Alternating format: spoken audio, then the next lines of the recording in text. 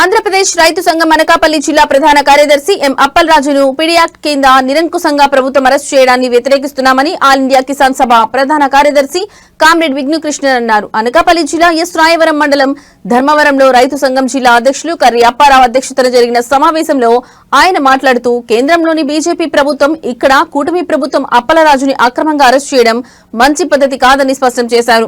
Private steel plant కు భూములు ఇవ్వడానికి రైతులు వ్యతిరేకిస్తున్నారని చెప్పారు. వారికి నాయకత్వం వహిస్తున్న అప్పలరాజును పీడీ యాక్ట్ పెట్టి సంవత్సరాల తరబడి జైల్లో ఉంచి ఆ భూములు కాజేయాలని ఈ కూటమి ప్రభుత్వం చూస్తుందని ఆరోపించారు. తక్షణమే అప్పలరాజును విడుదల చేయాలని, లేదంటే ఉద్యమాన్ని దేశ వ్యాప్తంగా విస్తరిస్తామని హెచ్చరించారు. కలిసి పోరాటం, అందరినీ కలిసి ఒక ఐక్య పోరాటం చేస్తే మన ఉద్యమానికి జయం ఖచ్చితం. ఇప్పుడే రాజస్థాన్ లో హనుమాన్ గఢ్ లో ఒక పోరాటం జరిగింది, ఎథనాల్ ప్లాంట్. ఆ ఎథనాల్ ప్లాంట్ అంటే కూడా ఇప్పుడు కామ్రేడ్ చెప్పినంటే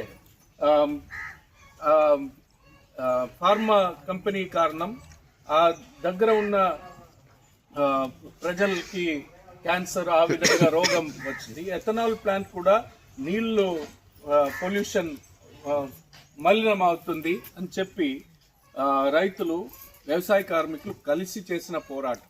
అది ఒక్క రైతు సంఘం కాదు, ఒక్క వ్యవసాయ కార్మిక సంఘం కాదు, ఆ ప్రదేశంలో ఉన్న అన్ని రైతులు, వ్యవసాయ కార్మికుల సంఘం కలిసి చేసిన ఒక పోరాటం.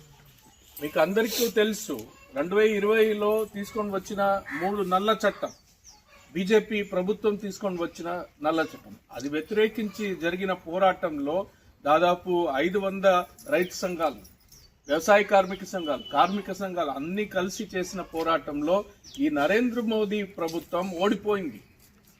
మన డిమాండ్స్ అంగీకరించి ఆ 3 నల్ల చట్టం వాపసు తీశారు. ఆ విధంగా ఒక పోరాటం ఇక్కడ కూడా తయారు చేయవచ్చు.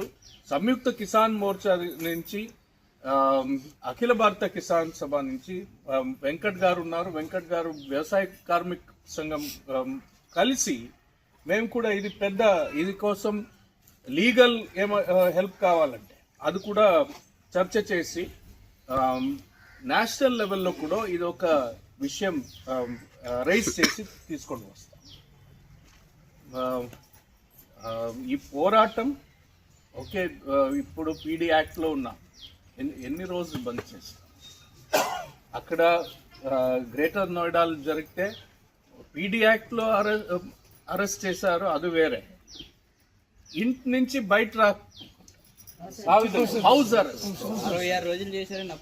హౌస్ అరెస్ట్ చేసి ఆ విధంగా జరిగింది.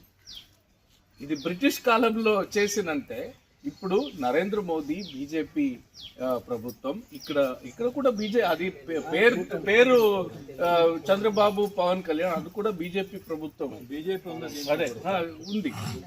సో అక్కడ గ్రేటర్ నోయిడాలో ఒక స్లోగన్, కామ్రేడ్, గ్రేటర్ నోయిడాలో స్లోగన్, తబ్ లడేతే గోరో సే, గోరో అంటే వైట్,